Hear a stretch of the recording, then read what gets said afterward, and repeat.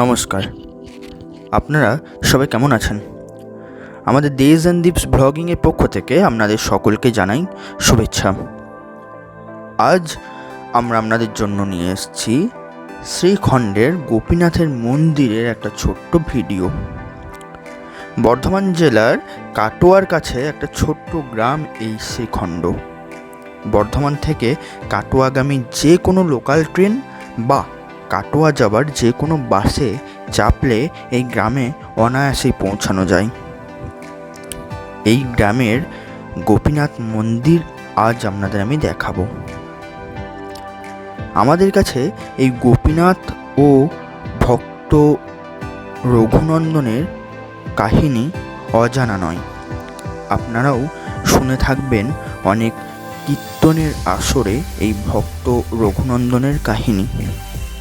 তবুও এই কাহিনীর একটা অডিও আমি আপনাদের এই চ্যানেলেই দিয়ে দেব, আপনারা সেটিও শুনতে পারেন।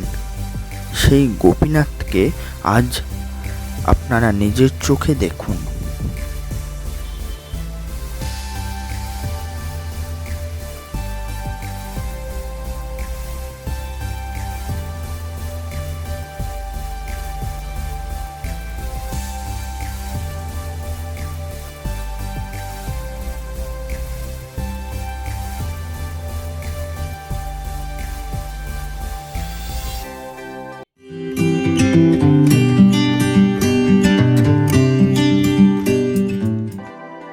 আমরা চলে এসেছি গোপীনাথ মন্দিরের কাছে শ্রীখণ্ড গ্রামে।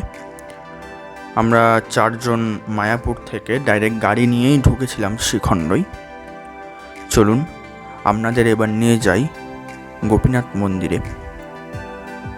শ্রীখণ্ড গ্রামটি অনেক পুরনো গ্রাম এবং অনেক ঐতিহাসিক অনেক ঘটনার সাক্ষী এই গ্রাম।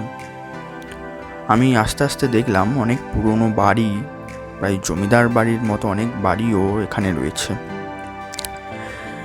এই গ্রামেই রয়েছে কিন্তু আমাদের গোপীনাথের মন্দির। এই যে প্রথম মন্দির, টোটাল 3টে বাড়ি রয়েছে। এই হলো প্রথম মন্দির। সামনের এই গোলাপি রঙের প্রাচীর দেওয়া রয়েছে, এটাকে বলা হয় মাঝের বাড়ি। এখানে ঠাকুরমশাইকে জিজ্ঞাসা করে জানতে পারলাম যে এই মাঝের বাড়িতেই রঘুনন্দন গোপীনাথকে নাড়ু খাইয়েছিলেন নিজের হাতে। এই হলো মাঝের বাড়ি। এরপর সামনে এই দরজাটি, এটি হলো শেষ বাড়িটি। ওখানে গিয়ে আমরা জানতে পারলাম এই টোটাল যে 3টে মন্দির রয়েছে, গোপীনাথ কিন্তু বছরের বিভিন্ন সময়ে এই 3টে মন্দিরেই বিরাজ করেন। অর্থাৎ কিছু মাস প্রথম মন্দিরে থাকেন, কিছু মাস মাঝের বাড়িতে যান, কিছু মাস সেই শেষ মন্দিরটিতে গোপীনাথকে রাখা হয়। তো এখন প্রথম মন্দিরেই গোপীনাথ বিরাজ করছেন। আমি অনেকটা সিক্রেটভাবেই ভিডিওটা করেছি, কারণ ওখানে ফটো তোলা নিষিদ্ধ। কিন্তু আমরা যে সময় গেছিলাম পুরো ফাঁকা ছিল মন্দির চত্বর, সেরকম কেউ ছিলেন না, তাই আমি ভিডিওটি করেছি আপনাদের জন্য। আপনারা দেখুন গোপীনাথের মূর্তি, এবং কাছ থেকে দেখলে সত্যিই দেখা যাবে গোপীনাথের হাতে সেই নাড়ুটি, যেটি গোপীনাথ অর্ধেকটা খেয়েছিলেন, সেই নাড়ু গোপীনাথের হাতে এখনও বিরাজমান। আপনারা দেখুন এই মূর্তিটি হলো আমাদের গোপীনাথ। এই গোপীনাথকেই কিন্তু নাড়ু খাইয়েছিলেন রঘুনন্দন। আপনাদের সবটাই দেখাবো।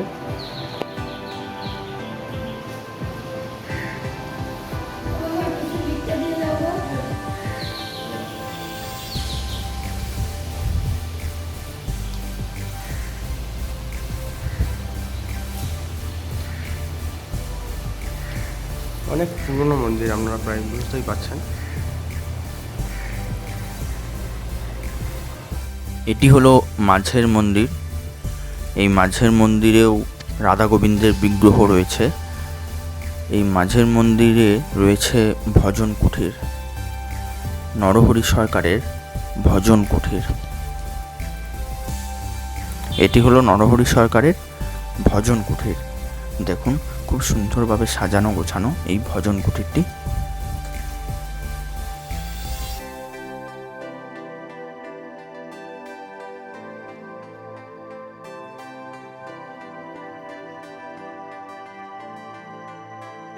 এটি হলো শেষ বাড়ি।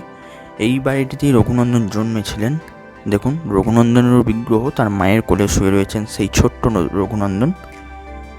এখানে আমরা পুজোও দিয়েছিলাম, গোপীনাথের পুজোও দিয়েছিলাম। তো গোপীনাথের পুজোর যে রীতি আমরা দেখলাম ওখানে, এখানে কিন্তু দরজা বন্ধ করে ঠাকুরমশাই পুজো করলেন। অর্থাৎ আমরা ভোগ দিয়েছিলাম, তো তাই ভোগ গোপীনাথকে সবসময় দরজা বন্ধ করেই খাওয়াতে হয়। এই রীতিটি কিন্তু সেই রঘুনন্দনের সময় থেকেই হয়ে আসছে।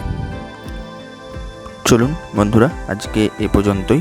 আমি এই রঘুনন্দনের কাহিনী একটি অডিও আপনাদের এই চ্যানেলেই দেব, আপনারা দেখবেন। এবং আপনারা যদি কখনো পারেন তো শ্রীখণ্ড গ্রাম ঘুরে আসবেন। খুব ভালো গ্রাম, ইতিহাসে পরিপূর্ণ এবং দৈবিক ঘটনায় পরিপূর্ণ এই গ্রামটি আপনারা অবশ্যই যাবেন।